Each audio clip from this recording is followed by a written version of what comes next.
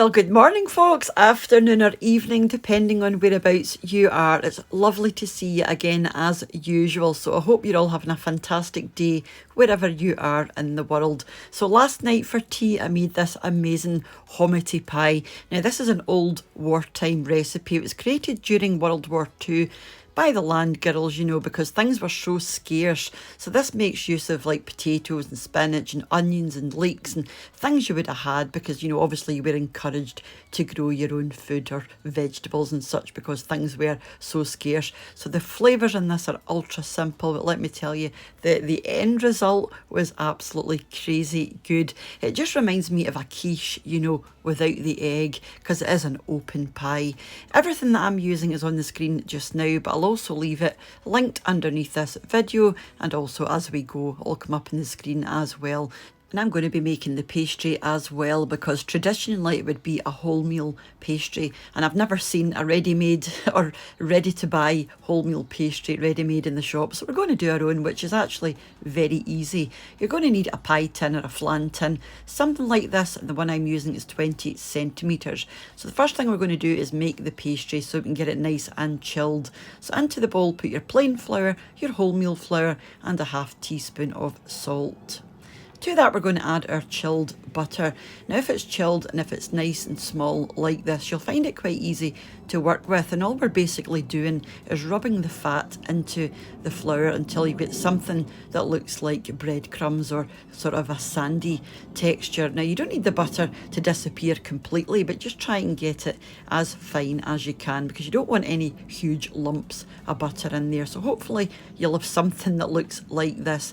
I'm going to add an egg to my dough. This is going to make it an enriched dough, meaning the end result is going to be super soft with a lovely tender crumb, because you don't want tough, hard pastry, not in something like this. So if you do end up adding an egg, you don't have to add an egg, but if you add an egg, you know, the egg will tenderize your dough and it will make your crumb nice and tender. So just keep mixing. And mine was a bit on the dry side, so I'm going to pop in about a tablespoon of water, just enough to bring it to a dough. You don't want this sticky. It shouldn't be wet and sticky. You should be able to pick it up and, you know, form it into a dough in your hand, a nice ball, but it shouldn't be sticking to your hand. So just make sure you don't add too much water. Just add a very little at a time, because you can always, you know, you can add more, but you can't take it away. Once you're happy, pop it into some cling film, and we're just going to put this into the fridge to chill while we do the filling. I like to squash mine down into a disc sort of shape. It just makes it easier to roll at the end if it's already in that kind of flat shape, you know. So just wrap it in your cling film. In fact, I think in Australia is this called Glad wrap, and in the States it's a cling wrap, I think. So yeah, into your cling film and pop this into your fridge, like I said, just until we do the filling, which again is super simple. So go over to your cooker, get some cold water. To that add your potatoes, get this up to the simmer. Once it's simmering, pop in your salt and then put that to the side, and we'll do the rest of the filling. You want to boil your potatoes until they're just tender. Get some butter and oil melted, add your onions and then your leeks, and you want to fry these just until they're, you know, starting to go translucent and nice and soft. So probably about 10-15 minutes for those. And then you can add your garlic and then give that another couple of minutes just to, you know, infuse the flavour into your leeks and onions. By this stage your tatties should be ready. Now, like I said, you do want these tender, but just tender. You know, you don't want these so soft that they're all going to fall apart. You want them to retain their shape. And I've just gone through and chopped mine up a wee bit more because I want my potatoes quite chunky, not mashed potato. Add your onion and leek mixture and half of your cheese and a couple of tablespoons of fresh parsley, and then your spinach, and just give the whole thing a good mix, but be gentle because, like I said, you don't want to break up all those tatties, just until it's nicely combined. And then add your nutmeg and a final stir just to make sure that's all the way through, and it should be looking like this. But I mean, I like my potatoes quite chunky, but if you prefer yours smaller, make them smaller. And then you can get your pastry out of the fridge, grease your tin with some butter and flour your surface just so that your dough doesn't stick as you roll it. Now, I'm really sorry, I was kind of out of shot for this. I didn't realise at the time, but you get the idea. You just want to roll this out big enough to cover your tin, and that will give you the correct, you know, thickness, if you like. And don't worry about cracks around the edges, because this is quite a dry dough. Just be very careful. Pick it up with your rolling pin and pop it over your tin, and you'll have a lot more than you need, which is fine.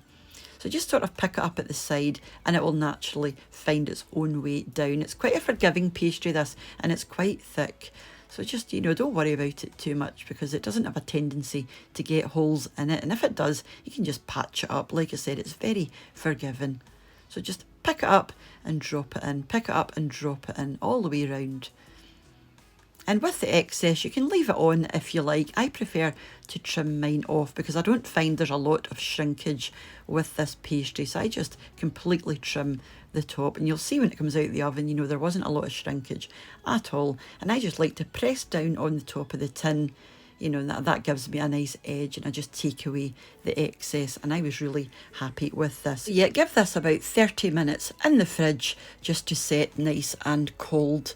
Once it's had half an hour, get it back out. You want to line this with some greaseproof paper. Just scrunch up your paper and put it back in. It will lay down much easier that way. And to that, you want to add something to weight down your pastry. You could use baking beans or lentils or pasta or rice, whatever you've got.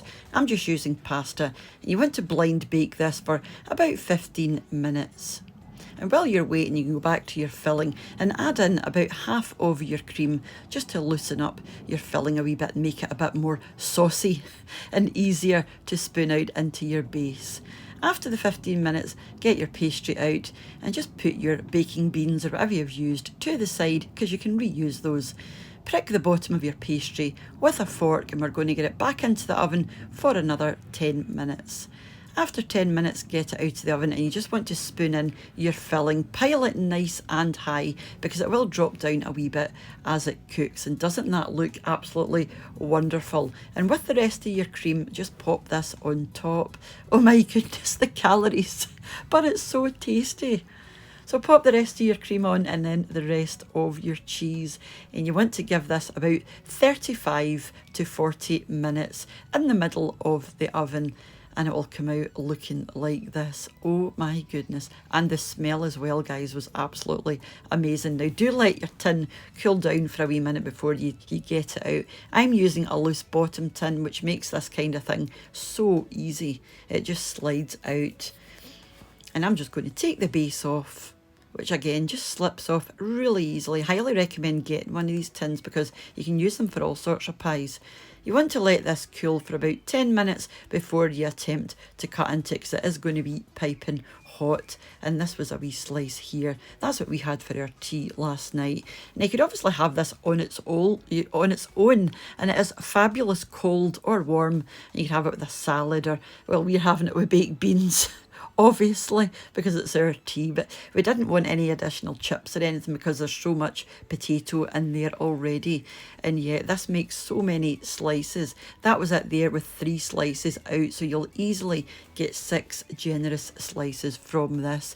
But just before I move on, I wanted to say, as usual, a massive thank you to the supporters of my channel over on my Patreon page, and to the new channel members here on YouTube as well. I finally get round to updating it, so hopefully I haven't missed anyone. Thank you all so very much. It means a ton, as you know. And thank you all for watching this easy peasy classic old recipe. And yeah, it's wonderful. Highly recommend you give that one a go. If you do like your pies or quiches, that kind of thing, I think you'd really enjoy it. And it's vegetarian, but I reckon if you add some bacon, it would just elevate it that wee bit more. But delicious just as it was. If you're not following me over on Instagram, yeah, give me a wee follow over there as well. It would be lovely to see you. And I will be back. When am I going to be back? With my wee shopping haul on Friday or Saturday, and then back for meals of the week on Sunday. Then I'll catch you for my Degusta box unboxing as well, which I've got sitting downstairs.